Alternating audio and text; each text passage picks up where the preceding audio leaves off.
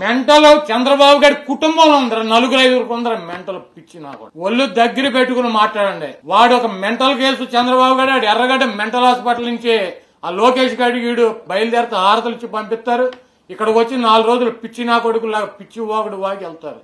మా సంగతి చూస్తాడంట వాళ్ళ అమ్మనన్నామంట. మీ తల్లిని అల్లరి చేసినటువంటి 420 నా కొడుకు నీ బాబు చంద్రబాబు గారు, మేం కాదు. అసెంబ్లీ రికార్డులు చూద్దాం రా నీకు దమ్ముంటే. వాడు 4 ఓట్ల కోసం ఒక ఆడదాన్ని అడ్డం పెట్టుకోవటానికి ఆవిడని తీసుకొచ్చి అక్కడ అన్న మాటలు అన్నారని చెప్పి తీసుకొచ్చి బయట రోడ్డు మీద ఊరు వాడు అల్లరి చేశాడు నిన్ను నీ తల్లిని. వాడురా 420 గారు చంద్రబాబు, మేం కాదు. చూస్తాం అధికారంలోకి ఎవరిని వదలం. ఏంట్రా నువ్వు చేసేది నా బొచ్చు. నువ్వు చంపేస్తానంటే భయపడిపోతావు. ఇక్కడ నా కొడుకు ఈలాగా భీమునెత్తులు లేని వాళ్ళం అనుకుంటున్నా వైఎస్ఆర్ కాంగ్రెస్ పార్టీ అంటే. నువ్వు చంపితే చచ్చిపోతాకి, నువ్వు బెదిరిస్తే బెదిరిపోతాకి, నీ ఇంటికాడ ఉన్నటువంటి కుక్కలం అనుకుంటున్నావా? పిచ్చ పిచ్చ వాగుడు వాగుమాక. నా ఇంటికి నీ ఇల్లు ఎంత దూరం, నీ ఇంటికి నా ఇల్లు అంత దూరం. ఆ రోజు వస్తే నువ్వో నేను తేల్చుకున్నావు, వదిలేస్తావు అనుకుంటున్నావా? లేకపోతే నన్నో వంశీనో చంద్రం ద్వారం పుండి ఒక 4-5 ఒకరిని వదిలేసాం, ఒకరిని టచ్ చేసి చూడరు. నువ్వు మగాడు అయితే ఎవడు ఉంటాడు ఈ రాష్ట్రంలో, ఎవడేమవుతాడో తేలుతావు. వాగుడు పిచ్చి బెదిరింపులు మా దగ్గర బెదిరించమాక. అన్నిటికీ సిద్ధపడే జగన్మోహన్ రెడ్డి గారు వెనకాల ఉన్నా. దేనికైనా సిద్ధం. నాకు ప్రాణం అనేది ఏకముక్కుతో సమానం. నాకేం 1000 కోట్ల ఆస్తులు. నాయకుడి కోసం పనిచేస్తాం,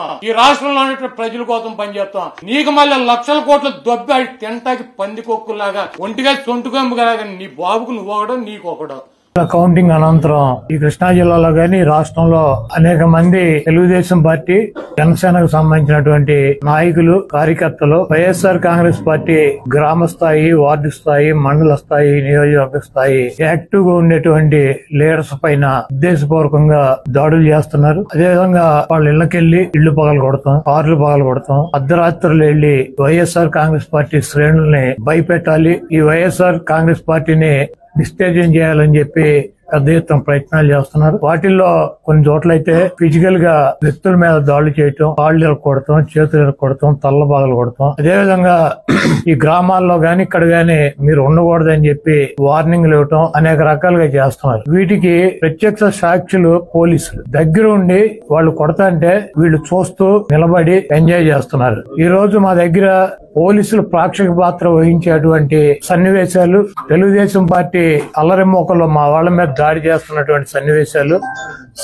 సీసీ ఫుటేజీలతో సహా, ఫోటోలతో సహా మా దగ్గర ఉన్నాయి. మేము ఎస్పీ గారికి గాని లేదా లోకల్ గా ఉన్నటువంటి పోలీస్ స్టేషన్ లో గాని కంప్లైంట్ ఇచ్చినా, ఒకవేళ మాకు ముందు సమాచారం ఉండి ఆ గొడవ జరిగేటువంటి పరిస్థితి ఉందని చెప్పినా కూడా వాళ్ళు వచ్చి ప్రేక్షక పాత్ర వహించడం, అదేవిధంగా ఎటువంటి కేసులు కూడా కట్టినటువంటి పరిస్థితి లేదు. కాబట్టి మేము జిల్లా పార్టీ తరఫున మా దగ్గర ఉన్నటువంటి వీడియోగ్రాఫులతో, ఫోటోగ్రాఫులతో హైకోర్టుకు వెళ్లి ప్రైవేట్ కేసులు వేయాలని చెప్పి నిర్ణయించుకున్నాం. తప్పకుండా దాడులు చేసినటువంటి వాళ్లే కాదు, దాడులు చేస్తుంటే చూస్తున్నటువంటి పోలీసు వ్యవస్థ మీద కూడా కేసులు వేయటానికి సిద్ధంగా ఉన్నాం. అదేవిధంగా వైఎస్ఆర్ కాంగ్రెస్ పార్టీ నాయకులకు గాని, అదేవిధంగా కార్యకర్తలకు గాని ఎటువంటి భయం, ఆందోళన చెందాల్సినటువంటి అవసరం లేదు. రేపు 2 రోజుల్లో జిల్లాలో ఉన్నటువంటి ముఖ్య నాయకులందరం కలిసి ప్రతి నియోజకవర్గానికి వెళ్లి దాడులు చేసినటువంటి వాళ్ళ ఇళ్లకెళ్లి ధైర్యం చెప్పేటువంటి కార్యక్రమం చేస్తాం.